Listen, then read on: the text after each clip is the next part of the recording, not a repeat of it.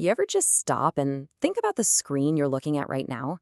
And I don't mean the device in your hands, I mean the actual screen of your conscious experience. What if I told you that everything you see, hear, and feel isn't, well, reality itself? What if it's more like a user interface, a desktop of icons that helps you navigate the world without having to know about all the complicated code running underneath? So that's the big question we're going to dive into. It's the kind of question that has kept philosophers up at night for centuries. Are you directly perceiving the world as it truly is? Or are you just looking at a really, really well-made map? A map that might be leaving out the most important part, the actual territory itself. All right, so our journey starts with the guy who, you could argue, built the biggest, thickest wall between us and reality, the philosopher Immanuel Kant. He created a problem so profound that thinkers today are still trying to figure out how to climb over it. Okay, so Kant's huge idea was to basically split reality in two. On one side, you've got phenomena. Just think of this as the map. It's the world as it shows up for us, already organized by the software built into our minds. Things like space, time, cause, and effect. But then, on the other side, there's the noumena. That's the territory, the world as it actually is, completely independent of us. And here's the kicker. According to Kant, we can never, ever get to it directly. This famous quote really gets to the core of it. What he's saying is that raw data from our senses, what he calls intuitions, is just a bunch of meaningless static without our minds organizing it into concepts.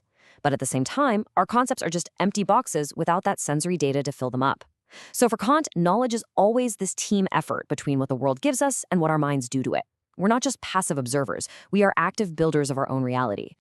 And that leads us to his famous thing in itself. That's the unknowable reality that's out there, pushing on our senses. But because our minds have to filter and process everything, we can never know what it's truly like. It's like we're permanently stuck inside a movie theater. We can analyze the film, talk about the plot, the characters, whatever, but we can never, ever get backstage to see the actual set or meet the real actors. We are trapped by our own perception. So for more than 100 years, philosophy was kind of stuck behind Kant's wall. It seemed like a dead end. But then, this American philosopher, Charles Sanders Peirce, comes along with a totally radical idea. He asks, what if everything, not just our words, but all of reality, is made of signs? What if reality isn't a static thing, but an ongoing process of interpretation? He called this process semiosis. You can think of it as the operating system of the universe. For Peirce, reality isn't a collection of objects, but a nonstop, endless chain of signs creating more signs. It's a simple shift in perspective, but it turns out to be the master key to Kant's locked room.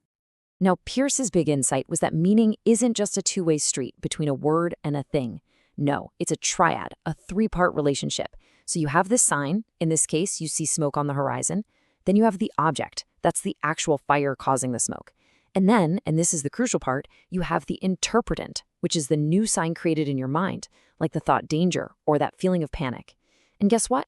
That thought itself is just another sign, ready to kick off the whole process again. So, how does this whole machine of signs actually solve our problem? Well, this is where Peirce does something that seems impossible. He finds a way to feel through Kant's impenetrable wall and actually make contact with the real world. Okay, here's the game-changing shift. Kant's reality, his thing in itself, was passive. It was locked away, totally separate from us. But Peirce's version, what he calls the dynamic object, is active. It's not just sitting there waiting to be perceived, it's the very thing that's creating the sign in the first place and actively pressing on our experience. It pushes back. So how do we actually feel that push? Peirce's answer is something he called secondness. It's the brute force of reality shoving back at you, that surprising shock you feel when the world doesn't do what you expect it to. This is my absolute favorite way to think about it. When you're walking in the dark and you stub your toe on a chair leg, that sharp, blinding, undeniable pain, that's not an interpretation. It's not a symbol. It is a direct causal smackdown from the dynamic object. The chair is asserting its reality against your shin. In that moment, you have touched the thing in itself, not as a thought, but as a hard, physical fact. Okay, so this brings us to the final, and honestly, the most mind-bending piece of this whole puzzle. We've got these raw encounters, these little discrete pixels of data from the world pushing on us. So how in the world does all of that become the rich, smooth, continuous Technicolor movie of your conscious experience right now? This is basically the hard problem of consciousness. How does the brain take this blizzard of disconnected data points flying in from our senses and transform it into the seamless, unified world that we feel like we live in? The answer is not that the brain carefully glues them all together. No, the answer is something way more wild. The proposed answer is a process called alchemical semiosis. The idea here is that consciousness isn't a thing your brain has, but a state that it enters, like a phase transition. Think about how H2O can be a bunch of separate, chaotic steam molecules, but under the right conditions, they condense and become liquid water. In kind of the same way, the brain might take all those discrete informational pixels and condense them into the continuous, fluid feeling of presence. So what happens is the brain reaches a point where keeping track of every single pixel of information is just too much work. It's inefficient. So it creates a shortcut, a smooth, continuous field that represents everything all at once. And here is the magic trick. This field then starts to observe itself.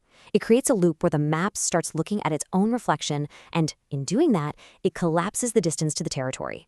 The act of interpretation just melts away, leaving pure, seamless experience. And this all leads us to the ultimate takeaway. Kant kind of left us as spectators, trapped in the theater of our own minds. But this new perspective makes us active participants. We're not just watching the universe unfold. Our very act of experiencing it, of interpreting it, is part of how the universe actually comes into being. This completely changes what it even means to know something. Knowledge isn't about having a perfect, accurate picture of the world stored in your head. It's more like a skill. It's about developing good habits of action, both physical and mental, that let you successfully navigate and engage with a world that you can't ever fully grasp, but that you can definitely, absolutely learn to touch. So we're left with this final, kind of startling question. If your consciousness isn't a static thing, but a dynamic, self-observing process that's in a constant conversation with the world, then where's the boundary? Where does the process that you call you actually stop and the process you call the world begin? The answer might just be there is no boundary at all.